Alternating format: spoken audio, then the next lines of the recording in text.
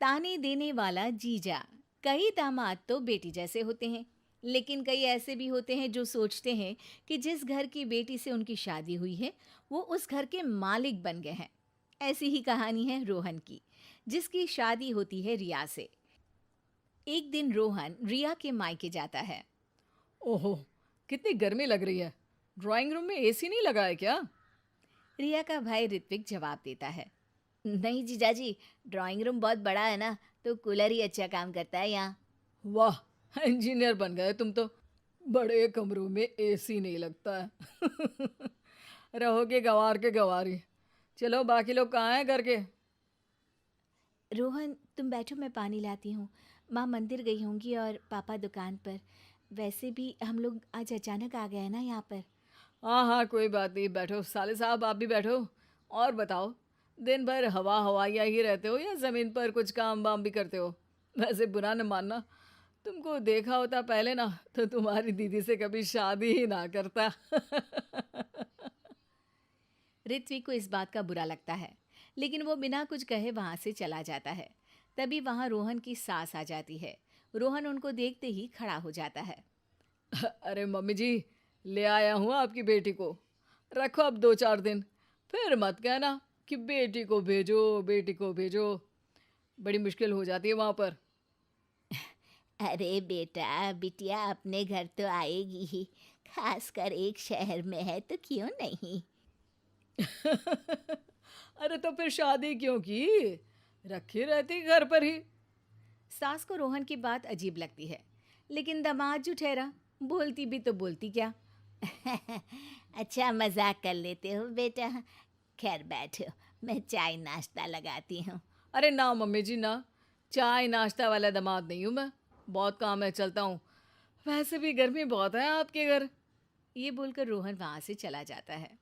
रोहन की इस आदत से परेशान तो सभी होते हैं, लेकिन घर का दामाद होने के कारण कोई उसे कुछ नहीं कहता। एक दिन रिया और रोहन एक नया घर लेते हैं, जहाँ गृह प्रवेश की पार्टी होती है। सभी के साथ रिया के मायके वाले भी वहाँ आए होते हैं। अरे ऋत्विक, कैसे हो? कई लोगों के सामने रोहन ऋत्विक यानी कि अपने साले से हालचाल पूछता है। ठीक हूँ मैं जीजाजी, आप सुनाइए। हम सुनाते नहीं, दिखाते हैं। देख रहे हो ना इस आलीशान मकान को? अकेले के दम पर खरीदा है। तुम्हारी तरह नहीं, बाइक उठाई और हो गए हवा हवाई। ऋत्विक को गुस्सा आ जाता है। तभी वहां रिया आ जाती है। रिया भाई की बेइज्जती देखकर सभी के सामने कहती है, मेरा भाई देश की सबसे अच्छी कॉलेज से इंजीनियरिंग कर रहा है। अभी वो छोटा भी है, जब आपकी उम्र तक आएगा तो ज़रूर इससे भी अच्छा करके दिखाएगा। ये बोलकर रिया अपने भाई को लेकर चली जाती है। दिन और साल बीतते जाते हैं, और अब ऐसा दिन आता है जब रोहन की बहन राधिका की शादी होती है, एक बड़े ही संपन्न घर के प्रशांत के साथ। रोहन रिया के माता पिता से कहता है, देखा, मेरी बहन की शादी कितने बड़े घराने में हुई है। प्रशांत एक बड़ा ही सुशील और संस्कारी लड़का है, बिल्कुल मेरे जैसा। आप लोगों को भी ऋत्विक को अच्छे संस्कार देने चाहिए थे। अब देखिए, आप लोगों को कितनी परेशानी है। रिया की माँ क्या कहती है। हाँ, आप ठीक कह रहे हैं दामाद जी। तभी वहाँ प्रशांत आ जाता है। अरे रोहन, ये चाबी लो, मेरी कार को जरा साइड में पार्क कर दो। राधिका जिद कर रही थी, भाई भाभी को देखने का मन कर रहा है तो आ गया, वरना छोटे घरों में तो मेरा दम घुटता है। सास के सामने प्रशांत का इस तरीके का व्यवहार रोहन को सक पका देता है। अरे ये क्या, जो रोहन ऑलराउंडर और परफेक्शन से भी ज्यादा परफेक्ट है, उसे कोई और दबा गया। हाँ हाँ, क्यों नहीं, बैठो बैठो। मैं तो खुद रिया से कह रहा था कि घर छोटा है, बड़ा ले लेना चाहिए। अरे नहीं नहीं, तुम जितना कमा रहे हो उतने में तो यही घर मेंटेन कर लो, वही बहुत है।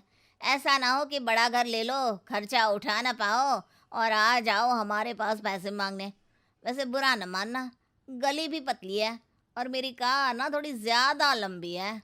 जाओ जल्दी से लगा कर आओ। रोहन मरता क्या न करता, चला जाता है। रिया की माँ को ये देखकर अच्छा तो नहीं लगता, लेकिन फिर वे भी सोचती हैं कि रोहन के सामने कोई तो सवा सिर आया। थोड़ी देर बाद ऋत्विक भी वहाँ आ जाता है। चलो माँ, अब चलते हैं, मेरा काम हो गया।